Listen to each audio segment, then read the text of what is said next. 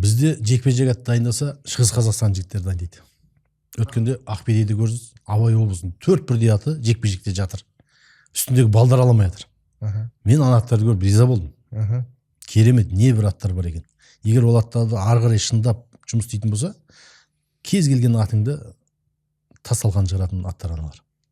Жаңа шабандозы келіспей тұр да. Бізде баяғыда жекпе-жекте Ақжал деген ат шыққан. Ұлттық құрамада ойнаған, лазермен кәдімгідей тірескен олат. Сол Шығыс Қазақстаннан шыққан ат. Таза Тарбағатайдың тұқымы. Кәдімгі жалдас келген жуан қазақи тұқым етін. Мен деген жаңа БТР-лерді кезінде Ахиллеспен шыққан жоқ шығар, БТР-мен шығып, БТР-ді де алған кездері болған.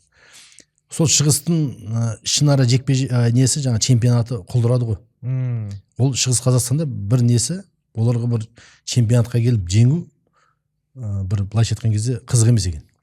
Олар өздерінің ішкі чемпионаттарында қатты тіреседі екен. Пәленбай жаңа енді өзі Шығыс Қазақстан болғанда аудан көп қой. Екі облыс қазір, Абай жаңа біріккен кезде бір чемпионаттарын барып көрдім. Не деген жекпе-жек аттар шықты сол кезде. Бірінен бір өтеді. Оларда облысты жеңсе болды екен. Облысты жеңсе, облыс чемпионы десе, сол атақтың басқа атақ керек жоқ екен оларға. Облыс дәреже емес қой. Дәреже емес қой, бірақ дегенмен өзара жаңағыдай бәсекелестік өте күшті екен да ояқта. Біз жаңағы Тарбағатайды жеңдік, біз жаңағы Күршімді жеңдік деген сияқты өздері соны мақтан тұтады екен да. Сол жақтан шықса, сол жақтан шығады. Ояқтың чемпионаты болмай кетті, өздері чемпионатқа да қатыспай кетті, ұлттық спорты төмен кетті олардың. Содан олар жарысқа да келмей кетті. Осы пәленбай жыл болды, Ақбедейге бірінші рет келді. Жаңағы Абай облысында өз еншісін алып шықты ғой енді.